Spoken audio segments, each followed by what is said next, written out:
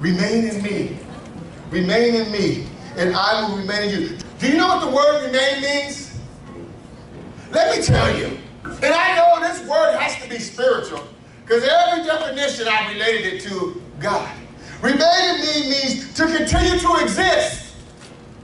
Now, to most people, I'll continue to exist. I want to live a long age. To me, that's saying continue to exist in God. You want to exist in Him. Who cares that you exist in the world? Because only what you do for Christ will last. Amen. Life is a test, and everything we do in the world is to accumulate of what we will be and what we will be doing in heaven. There's an old saint that said, if I could just be a gatekeeper in heaven, I made it in. Let alone the ones that had the big mansions and that had all the thousands of souls they led. Just getting to heaven was an accomplishment. But you see, to continue to exist is to remain. So Jesus is saying, remain in me. I want you to continue to exist in me. I know you're going to go through some stuff. I'm going to prune that away. Lust, addiction, anger, patience, hating, oh yeah, it exists.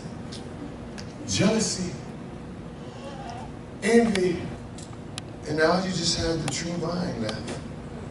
Because God just pruned all those dead branches. And then remain also means to abide. That's the famous King James Version. Abide in me and I shall abide in you. And Jesus is going on, he says this, and he says, carry on. Remain means to carry on. What did Paul say to continue to fight the good fight of faith? That's carrying on for you old school saints. Okay? I'm going to carry on till the Lord comes and takes me home. It says to stay. What does stay mean? It means what it means. Stay. Stand still.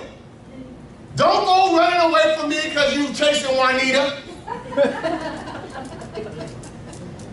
Stay here. Stay with me. When he talks to the 27, he says, go and wait for the Comforter. So they went to the upper room and they stayed until the Pentecost day happened, when the Holy Spirit came and fell on them and they began to speak in other languages. But they stayed together in one accord. When you remain in God, Jesus said, remain in me. I need you to stay. I need you to carry on in what you're doing. I need you to abide in me. And I need you to continue to exist. And I need you to survive.